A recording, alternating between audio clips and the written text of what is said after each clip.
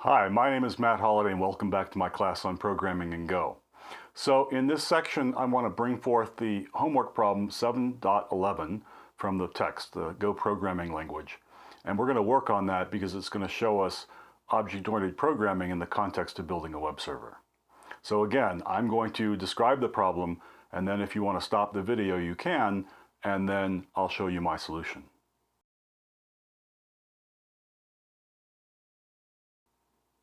Okay, so before I actually talk about the problem, I want to bring back a slide I showed once before, which talks about the uses of interfaces in HTTP and Go. Okay, and what we have here is the handler type, and it's an interface with one method, serve HTTP.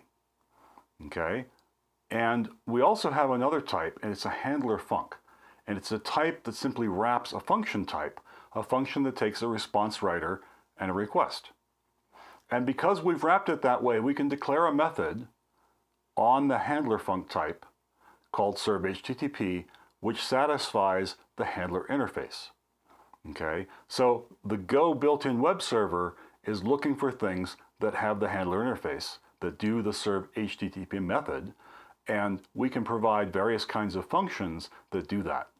And what we're going to show in this case in particular is we're going to show how a method value can be used as a handler. Okay, remember in the last section, a method value closes over the receiver, and what I showed to you was then it becomes a plain function. It becomes a plain function in terms of the regular parameters in its parameter list once it's closed over the receiver.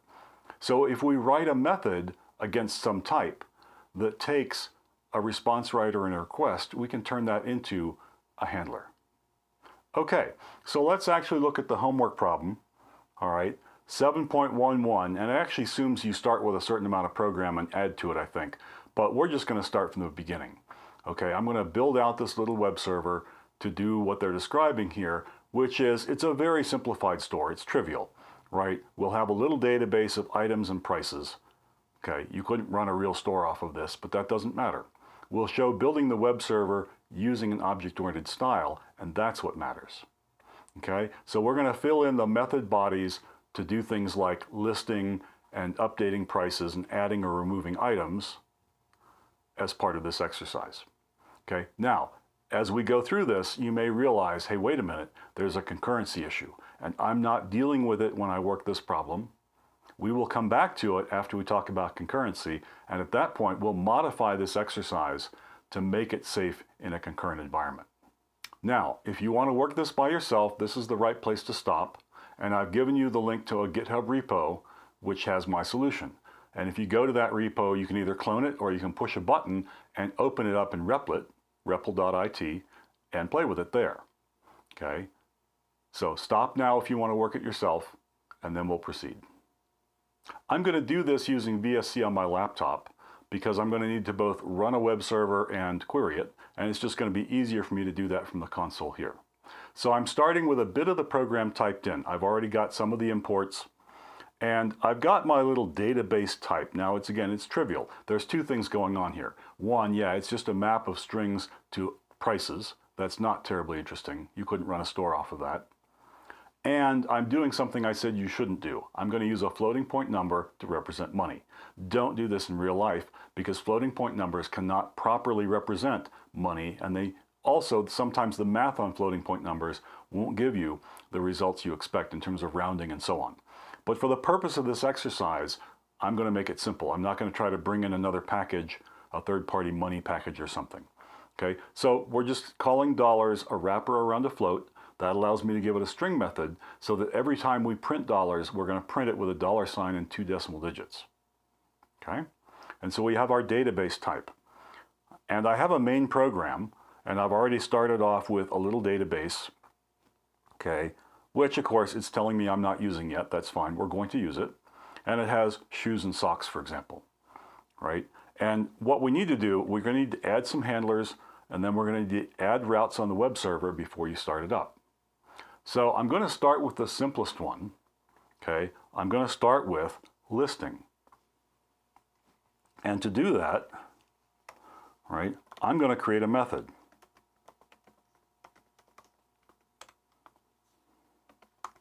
Now, what is my list method going to take for regular parameters? Well, it's going to take a response writer.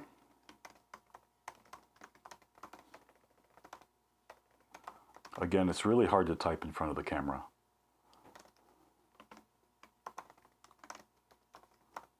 Okay. And it doesn't return anything because we don't return directly from a handler. The way we return information is by writing it on the response writer so it goes back to the original client. Okay, so this method doesn't need a return type.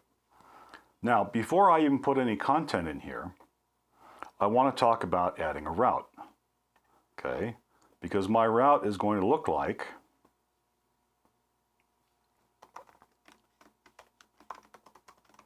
all right, I'm going to call handle func.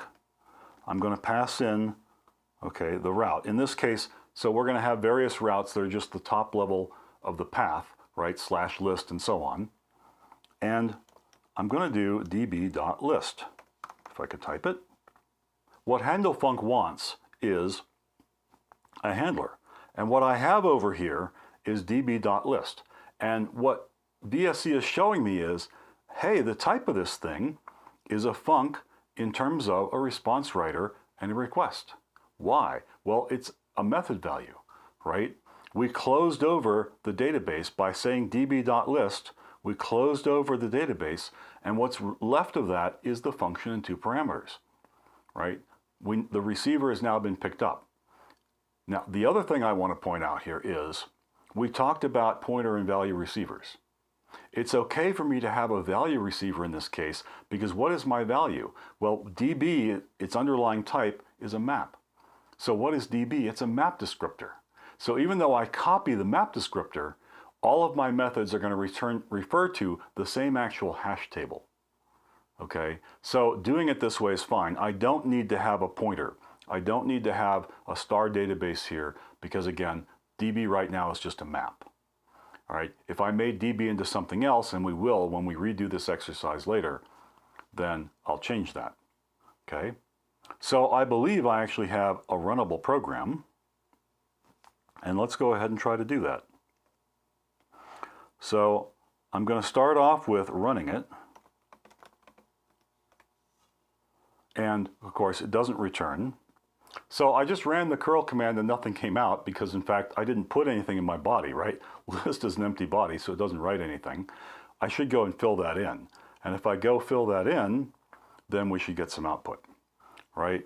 So in this case, all I really need to do is iterate over my map.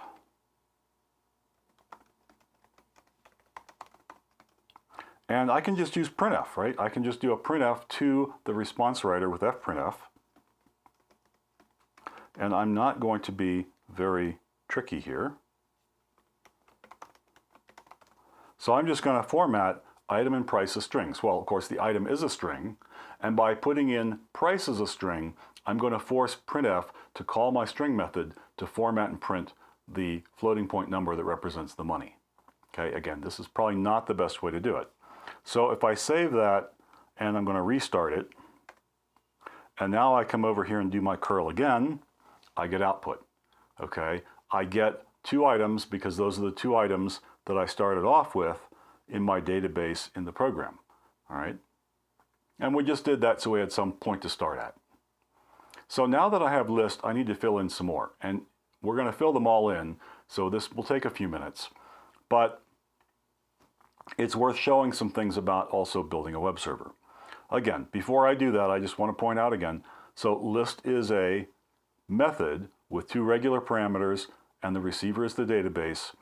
And by creating a method value, I turn that into a function that has 2 parameters. All right, and it's a function that can be passed into this handle func. Well, what does it want? Well, handle func wants a handler that takes the 2 parameters. It's a function that takes a response writer and a request. And all it really does is it casts it to a certain type that then provides the method serve HTTP by calling the function directly. That's all it does. Okay, so we have listing and it works. Let me turn it off for a sec. We'll kill that. So the very next thing I want to do is an add. All right, so now we're going to come down here and take this, and I'm going to save some time by copying and pasting You'll appreciate that, right? So what is add? Well, it's just another method, and it takes the same parameters. Every one of these methods is going to take the same parameters. The difference is what it's going to do. Now, inside here, if I want to add something, I need to get the item and the price. And we're going to do that by using variables in the URL. Okay, that's one of many ways. We could have also done this with JSON, where you send JSON in the body, but I'm going to demonstrate variables in the URL. That's what was shown in the exercise in the book. So I go to the request, I get the URL, and I get the query, okay, and the query is going to give me what comes after the question mark. And you'll see that in a second when I do the curl with a question mark and then some variable assignments. All right, and in this case, I'm going to get the one called price, item, and then we're going to do that again to get the one called price. Okay, so now I have from the URL, I've captured the item and the price that we're adding into the database. Now, we're going to start doing some error checking, because to my mind, there's an implication that if we're adding something, it's not already there. Okay, so to my mind, if you try to add something that is there, we should return an error. And so we're going to do that right now.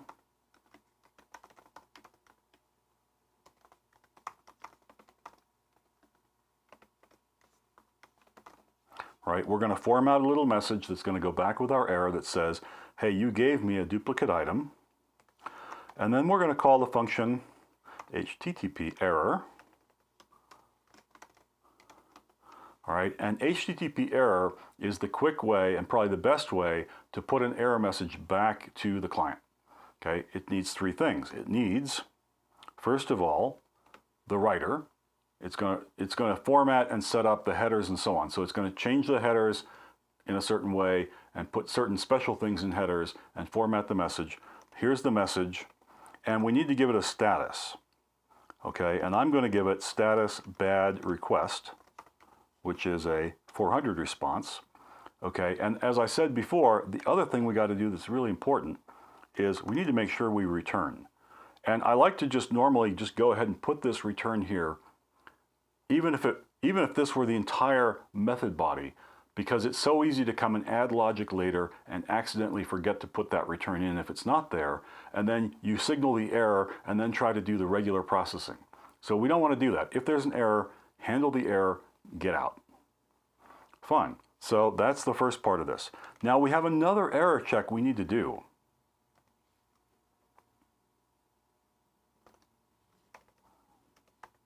I'm going to call it P. P is the price. And what we have to do is we got a string. Anything that came off the URL is a string. And so we need to do that with parse float. We need to turn it into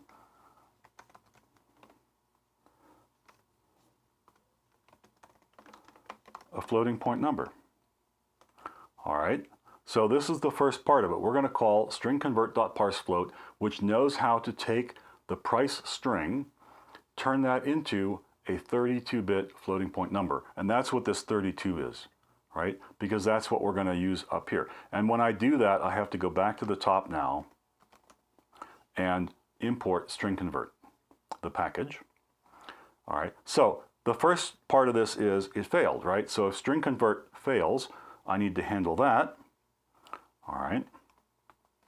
And so we'll just cut some part of this out of here and modify it slightly. All right, I'm going to say invalid price. And I'm going to quote this thing again because, you know, what you passed me was a string. So I'm just going to show a quoted string of whatever you sent to me. And I'm going to return the same bad request status.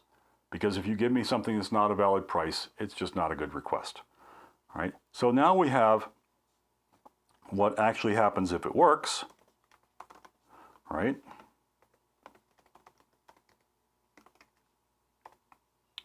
Okay, so I only have one problem here, and that is because I put all of this into this if statement, I need to move it out. Because if I don't move it out, the P will be local, and then I won't be able to convert it to dollars and insert it. And if this works, I'm also going to return some message. All right. Now, There we go.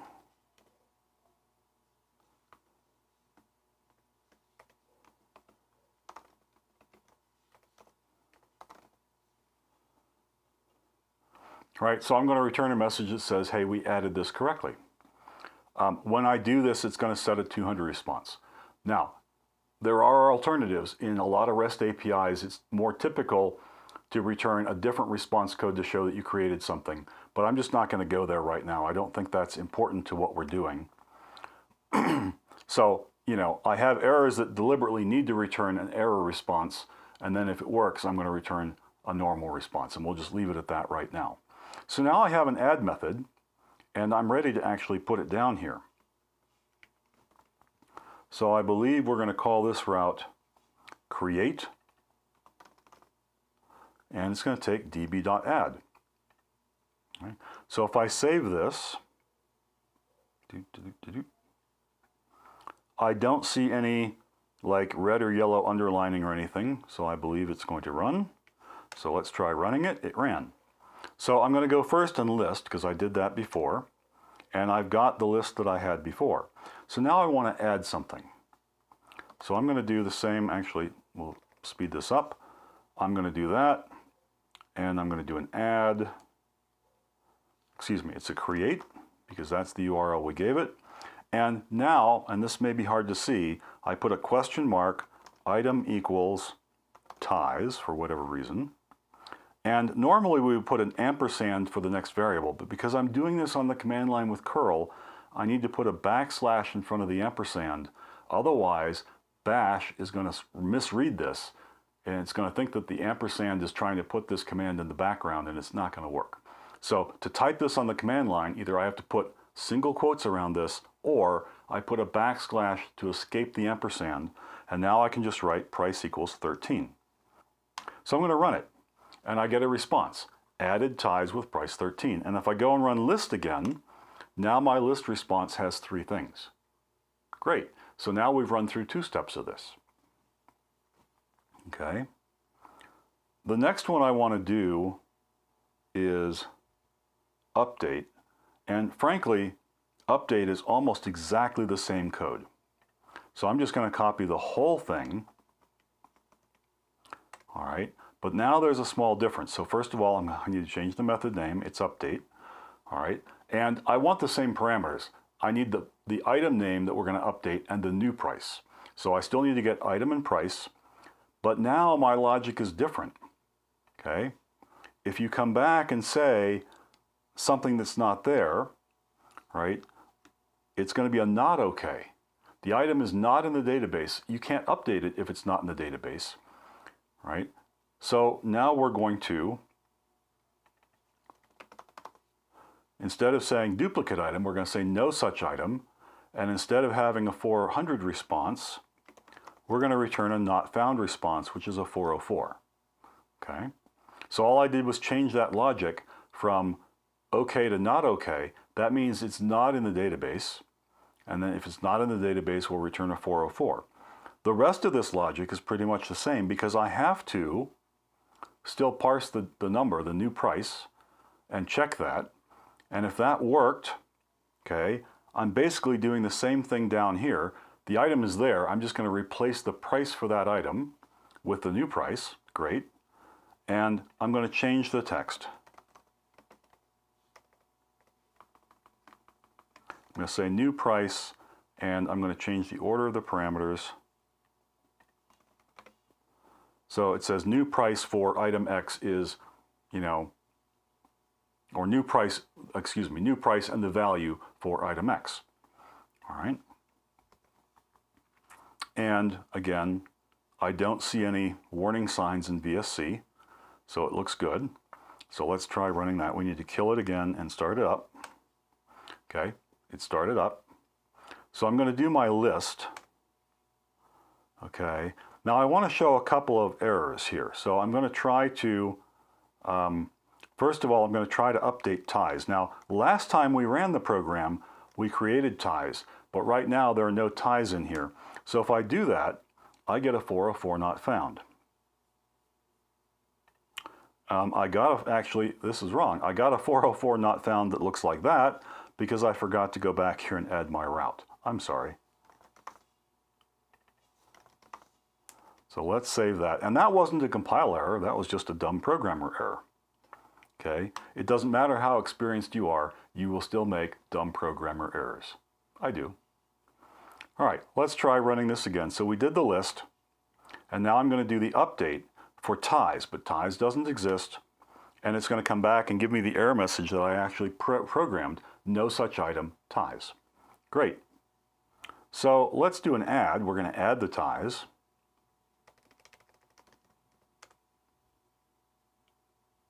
Except I called it create. So I don't know, the method, I probably should have called the method create instead of add, because I keep doing that. Okay, names matter. In fact, there's the old joke about, you know, what are the hardest things, the two hardest things in computer science?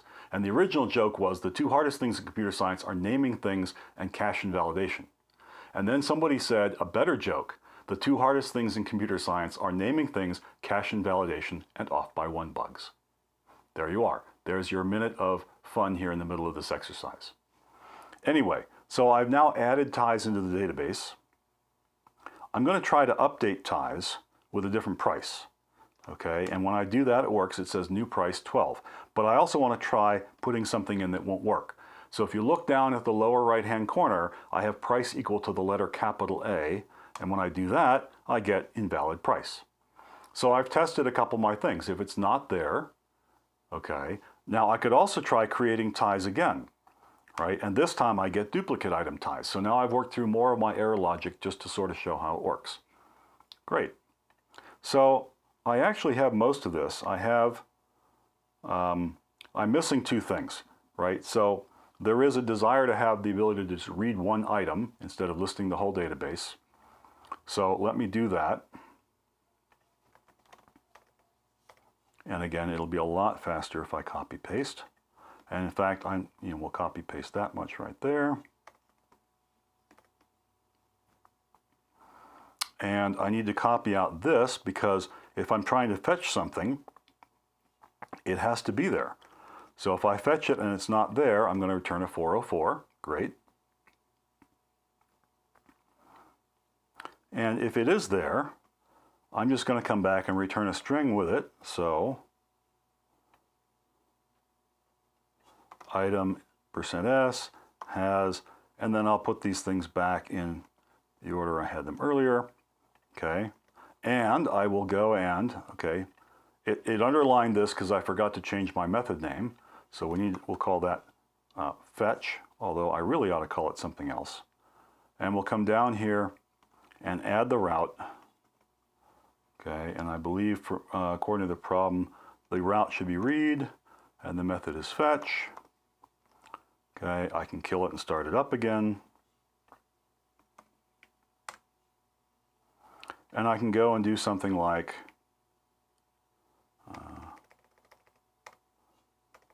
well, we'll just go here and do read question mark item equals shoes, because we know shoes are there.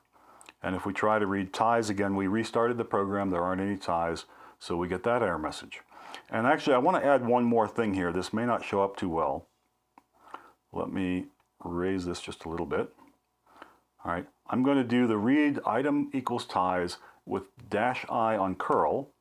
And what that does is show me a bit more about the headers that came back. So I didn't just get the message, no such item ties. I got the status 404 not found in the header. Okay, so it's doing what we think it's doing. And if I read shoes